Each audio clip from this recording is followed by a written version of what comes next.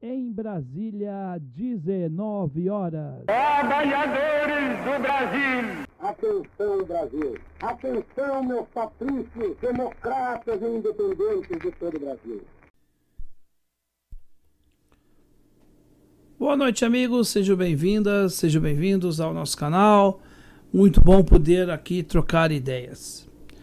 Meus caros amigos, eu vou tentar ser o mais sucinto possível hoje.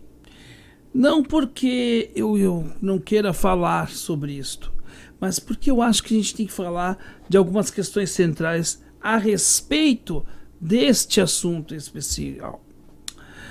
Meus caros, vou falar de educação. Eu já falei de educação em outros momentos, mas eu vou falar de novo sobre educação. Meus caros, eu disse no programa anterior que não há políticas de Estado para a saúde, para a segurança e para a educação.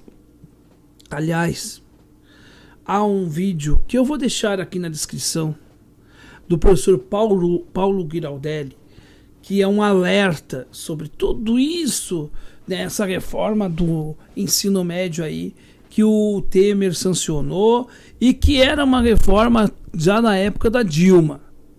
Né? Então nós temos que falar sobre isto. Meus caros, o grande problema da educação brasileira é que nós temos todos falando sobre ela. Todos sabem de educação. É incrível, incrível. Advogados, dentistas, jornalistas, todos falam sobre educação. Gente que nunca entrou numa sala de aula fala sobre a escola. É incrível, incrível isso. Mas a questão é a seguinte: eles sabem quais são os reais desafios de um docente, de um professor? Não.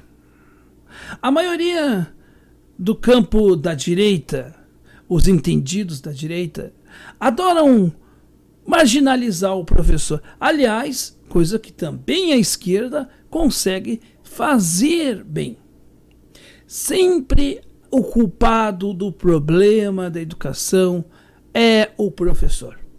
Porque no Brasil nós não temos que resolver os problemas ou atacar a raiz dos problemas. Nós temos que achar um bode expiatório que possa ser o culpado disso aí. E aí temos aí o espaço para, vamos dizer assim, darmos uma falinha, né?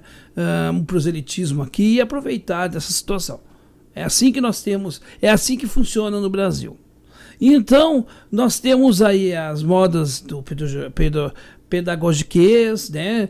Que é aqueles pedagogos que são demagogos no fundo e só falam coisas bonitas, mas não falam das dificuldades, das mazelas, dos problemas que nós temos numa rede nacional de educação que é caótica. Se a gente for parar para pensar, a realidade das nossas escolas hoje é ridícula. Nós hoje temos escolas que são uma casa com telhado de palha. Nós temos uma realidade de uma escola que o professor hoje, além de ele ganhar o salário que ele ganha, ele ainda é alvo de assédio moral. Onde nós temos um projeto inconstitucional que é praticamente uma afronta à liberdade de cátedra do professor. Então nós temos que fazer uma discussão realmente mostrando que o professor ele sofre com o processo da alunocracia, que ele sofre ao ter que passar, porque se não passar o aluno, há uma pressão da direção da escola, que por sua vez é pressionada pela Secretaria de Educação, seja municipal ou estadual. E aí tem que passar o número X de alunos para a escola ter verba. Enquanto nós fizermos esses maquiamentos nas estatísticas da saúde, também tem esses maquiamentos, mas também na educação, enquanto nós não olharmos quais são realmente os critérios para mensurar a qualidade da escola, nós vamos continuar tendo a reprodução do caos que a educação pública sofre. Então a gente hoje tem uma visão de uma educação que não ensina a nada, que não leva a lugar algum e que tem na figura do docente um ser desvalorizado, não só na questão da remuneração, mas também como se trata esse professor. Então há pais que já vem na linha defensiva contra o professor. Parece que só os seus filhos estão certos. E aí a gente tem um processo em que se deu muita voz aos alunos, e não que não possa se dar voz aos alunos, mas eu sempre digo uma coisa: aluno quer debater comigo, tudo bem, não tem problema nenhum. Eu sou daquele que eu gosto que debata. Mas, primeiramente, faça a tua parte como aluno. Porque aluno que não cumpre com a sua parte, que não tem rotina de estudo, que não tem compromisso, esse cara vai querer me dizer que eu tenho que fazer isso, aquilo? Quem é ele para me dizer que eu tenho que dar aula assim, assado? Quem? Um cara que nunca pegou no livro? Pô, esse cara não me representa em nada. Então, a gente tem que começar a gritar. Aliás, gritar não, a falar mais forte. E dar seu valor. O problema do magistério, e tudo isso ocorre porque a categoria de professores do Brasil se desvalorizou por ela própria. E isso foi a brecha para governos oportunistas massacrarem a categoria, através inclusive de sindicatos. Então a gente tem que começar a ter uma voz e mostrarmos para o país que, se você quer que tenha uma educação de qualidade, é investimento, é investir na escola e é também dar respeito ao professor. Enquanto diretora de escola quiser interferir na sala de aula do professor, querer ditar regra na aula do professor, sem respeitar o jeito do professor, nós vamos ter uma educação assim.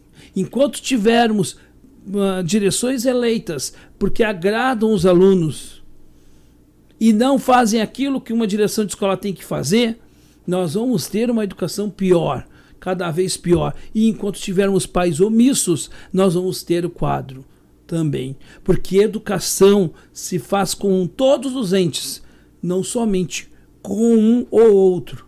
Mas me parece que quando se fala de educação no Brasil, é só o professor que tem que ser o herói.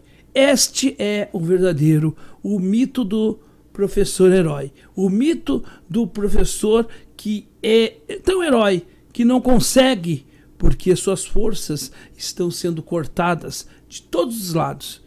O mito do professor herói não é mais um mito, é uma realidade. Todos os dias temos colegas adoecendo.